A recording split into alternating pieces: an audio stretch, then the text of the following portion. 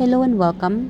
Welcome back sa inyong lahat dito mga Kapitid Star viewers. Pasensya na guys ha, again, audio muna tayo ngayon. Paki-connect na lang sa Bluetooth yung ibang gadgets na hindi gaanong malakas dito yung reading, yung volume. So guys, please bear with me. Huwag po tayong bitter. Love lang po tayo dito sa aking YouTube channel. So this reading is about the person on your mind, kung bakit hindi nga ba siya nag-reach out sa inyo. Kasi meron dito sa inyo na-obsess sa kakaisip kung bakit nga ba hindi nag-reach out ang taong ito. Meron tayo itong, guys, marami ditong love reading. So, malakas ditong love reading. Whoever you're thinking, this could be you, if this is about love. Yes, obsessed na obsessed. Kasi meron itong obsessed na obsessed. Ikaw itong obsessed na obsessed sa kakaisip. Meron itong nag-move on na dahil napagod ka sa kakaisip. I don't know, naghihintay ka siguro. Naghihintay ka siguro sa taong ito, pero napagod ka na, hindi mo alam kung hanggang kailan. This could be related sa third party, kasi meron itong third party. For those of you thinking, is this person coming back? Meron itong pero konti lang ang babalik. Hindi po ito makakaresonate sa lahat. Just take what's yours. Yung iba naman, leave the rest. Kung hindi mo resonate itong reading na ito, wag niyo pong lahatin mga kapatid, dahil iba-iba po yung storya ng inyong buhay. So yeah, meron ito magbabalik pero matagal pa. Guys, most of you here, follow your instinct. Pakiramdaman ninyo. Sa reading na ito, hindi mo kailangan na maghintay. Dapat lang na mag-give up or suko na. Hayaan mo na. Kasi meron itong third party. Yeah. I don't know, siguro pinagpalit ka sa iba. I'm getting like dalawa. Yeah, dalawa kayong mahal niya, or siguro this is an energy of very specific mga kapatid. Kasi nakuhanan ko na ipinagpalit ka niya sa kaibigan, katrabaho, somebody you know. Kilala mo itong taong ipinagpalit ka. Kasi meron dito na wala na eh. Hindi mo na kailangan pang bumalik pa sa taong ito. Hindi mo na kailangan maghintay pa. Ipagpatuloy mo nang maghanap pa sa iba, somebody new or something new. Huwag mo nang ibaling ang iyong intention sa taong ito, dahil hindi na siya babalik, hindi na siya magpaparamdam pa. Meron naman dito na may babalik, pero matagal pa.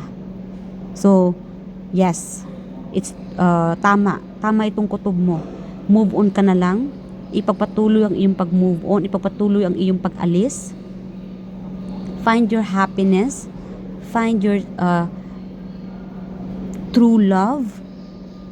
Kasi meron dito na lately parang siya ang laman ng iyong isipan. I don't know, itong cycle para bang bumabalik na naman. So, if this reading na nakita mo, no, lalong-lalo na kung lately siya ang laman ng iyong isipan.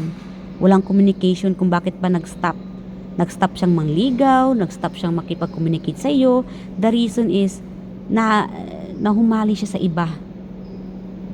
The reason is napunta siya sa iba o nagkaroon siya ng interest sa iba. The reason is somehow it could be financially hindi siya stable. Kaya hindi siya nagpatuloy. Kasi meron itong biglang nag-stop. Biglang nag-walk out. Siguro ginost.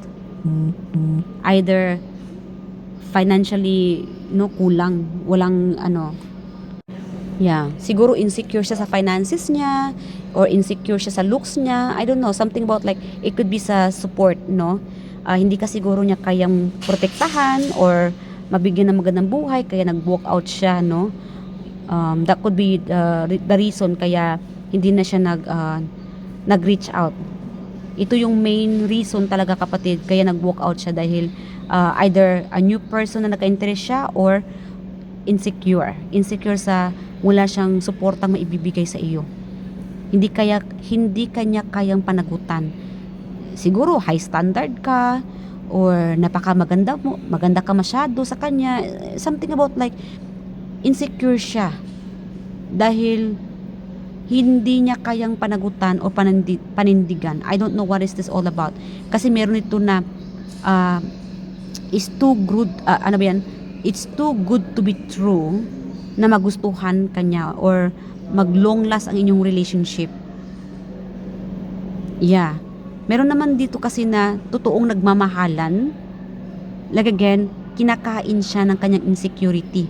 Insecurity sa kanyang financially stability dahil kulang lang ang kinikita niya, mayaman ka siguro, mas papera ka siguro, or mas stable ka sa kanya, or mas masyado kang maganda, sexy, or sa kanya hindi siya kagwapuhan. Like again, ang dami niyang insecurity, ang dami niyang problema sa buhay niya. Kaya nga yung iba sa inyo dito, nagtataka ka na lang kung bakit bigla kang ginost, biglang hindi nagpaparamdam. Matagal, for some reason, I'm sorry guys ha, matagal mo na siyang hinihintay, or siguro talagang hinihintay or willing kang maghintay sa kanya. Pero guys, malakas dito na you don't have to wait for this person.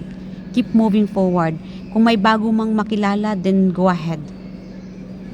Kasi meron ito pag hindi para sa iyo, hindi para sa iyo. Pag para sa iyo, para sa iyo. No matter what, darating at magkikita kayo. Hindi mo na kailangan maghintay pa. Don't waste your time waiting for this person na magbabalik. Dahil ito na meron kasi dito na wala na may iba. May ibang nakalaan sa iyo, may ibang nakalaan din sa kanya. Yeah. Find your happiness, find your success. Meron naman dito na follow your instinct. Nararamdaman mo naman nararamdaman mo na ang taong ito ay hindi magbabalik. Nararamdaman mo na hindi talaga kayo para sa isa. And maybe you wish, maybe minamanifest mo itong taong ito. Kung meron kasi ditong manifestation na mangyayari, but itong pangyaring ito ay matagal pang babalik. Puputin na lang ang iyong buhok mga kapatid. Tatanda ka na lang sa kapababalik ang taong ito. Mag-reunite. Meron kasi dito mag-reunite pero matagal pa. So yes, wish come true. Matagal pa. Okay, baka may babalik dito pero there will be like a new beginning sa inyo. Siguro friendship yung iba dito. Yeah. Let's get an advice for from the universe. Like again guys, sa mga naghihintay kung bakit hindi nag-reach out, hindi nagpaparamdam, or ginost ka, no communication. Like again, financially, no support, no, wala siyang pera, hindi kanya kayang panagutan, or is too good to be true, masyado kang maganda, gwapo, sexy, or stable ka sa kanya masyado. Meron naman dito na humali sa iba, no, kapitbahay, kaklase, kaibigan, I don't know, somebody you know, kaya nagkaroon siya ng interest sa iba. Yan, biglang nawala yung interest niya sa iyo. So I'm so sorry kung nangyari ito. Like again guys, kung para sa iyo, para sa iyo. Kung hindi para sa iyo, tanggapin na lang natin dahil may mas maganda pang para sa iyo na darating. Okay? So meron tayong here like again, meron tayong X, letter P, T. Like guys, tingnan nyo itong screen while watching this reading kasi minsan may dinadagdag ako sa screen Yan. So ilalagay ko dito sa screen mga kapatid yung initials at saka number. So the person na kadil ninyo, or this could be you, para ma-confirm natin na ang reading nito ay para sa inyo. We have here letter P, T, X, A, and I. You could be dealing with X, or I don't know, like a long distance, or ka-chat ninyo, biglang hindi nagparamdam, hindi nagpapakita, hindi nag-reach out. So we have here letter B, G, O, A, and I. Confirm yung I and A and I confirm. So 3169. So confirm number 3 could be March. Maybe this person is March. This could be you, March. 6 and 9, September, January, February. Wow. And June. So again, we have letter C, H, M, and Y. Again, another A. Yeah, O and E.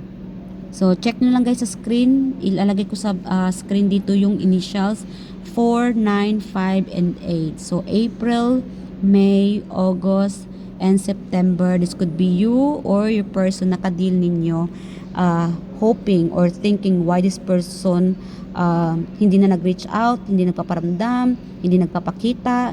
The reason kung bakit ka ginos, or no communication, or bigla kang ipinagpalit. Yes, that's the reason yung iba dito.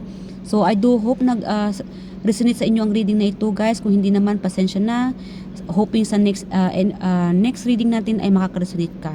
I love you guys, and please do subscribe sa aking bagong YouTube channel, The Star Angel Tarot. So I love you guys, and I'll see you guys in my next reading, and thank you.